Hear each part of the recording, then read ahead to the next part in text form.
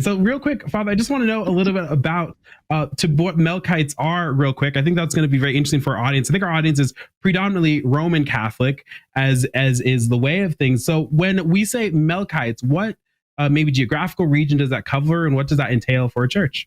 So the historical origin of that term comes from a word which means king in the Semitic languages, and it was sort of a lot of great names start with a derogatory usage. So this was a derogatory term by people who didn't want to be in union with Rome, and they said that they're the king's men. That was in the 1700s, when in the area where my church comes from, which is the Middle East, originally the See of Antioch. And there was a question about reunification with Rome, reestablishing ties, and the church made the decision collectively to do that. And then there were some who opposed the decision, and they split off. So they're currently known as the Antiochian Orthodox, and those who decided on union with Rome are the Melkites. So that would be us. So we're an Eastern Catholic Church, sui juris, which means with our own jurisdiction. So there are 24 of those within the Big C Catholic Church. The most prominent one that most people would be familiar with is the Roman Catholic Church, and then you have 23 other sui juris churches that are in full communion with each other, which essentially boils down to being in submission to the Roman Pontiff, or in communion with the Roman Pontiff. And that would be what would essentially distinguish an Eastern Catholic or an Eastern Catholic Church from an Eastern Orthodox Church, is that communion with the Pope of Rome, we call him in the liturgy. Essentially what had happened, so to kind of historically explain, in the ancient Roman Empire, when the apostles were planting the faith, you had these major cities. So Antioch, Alexandria, later on Constantinople came about, several hundred years later, Rome, of course. And so my particular church, the Melkite Church, originates from Antioch. So it's the church that Peter and Paul founded in Antioch that the New Testament says it's the place where they were first called Christians. And then, of course, we know the tradition. Peter and Paul eventually were both martyred in Rome. Peter crucified upside down, St. Paul beheaded. The church that they planted, there's a succession of bishops in that local church.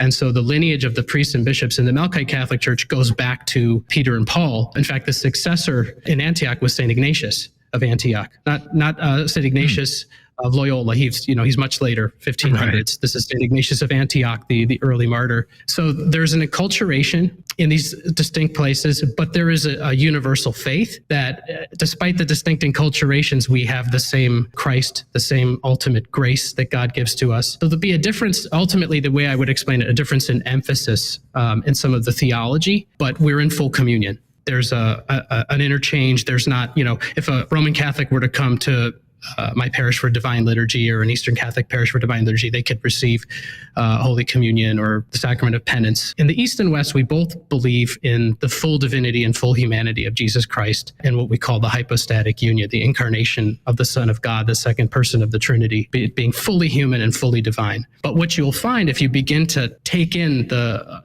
breadth of theology and liturgical prayer and everything that's done in both sides, you'll begin to realize that there's a difference in emphasis, both legitimate and complementary, really, but a difference in emphasis. So in the West, there tends to be a greater emphasis on the humanity of Christ. And that's not to say that the divinity isn't fully kept.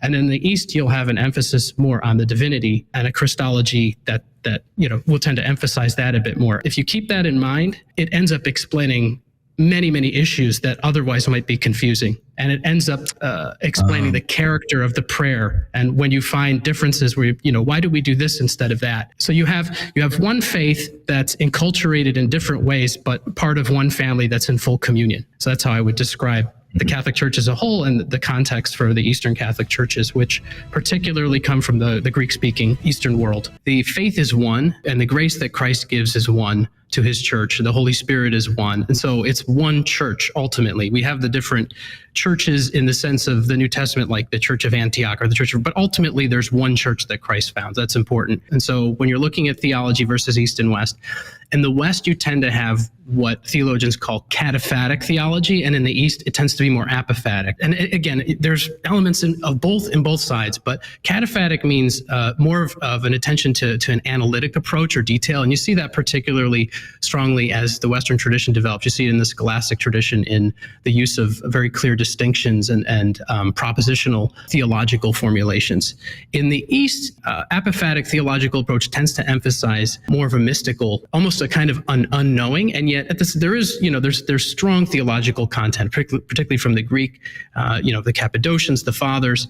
But there tends to be, if you're going to look at emphasis, in the East it tends to be more apophatic, in the West it tends to be more cataphatic, and they complement each other in my experience. In the East, we have a very strong emphasis on the Fathers of the Church as an instrument in answering theological questions. What I would say is there's a phrase John Paul II had used, Pope St. John Paul II.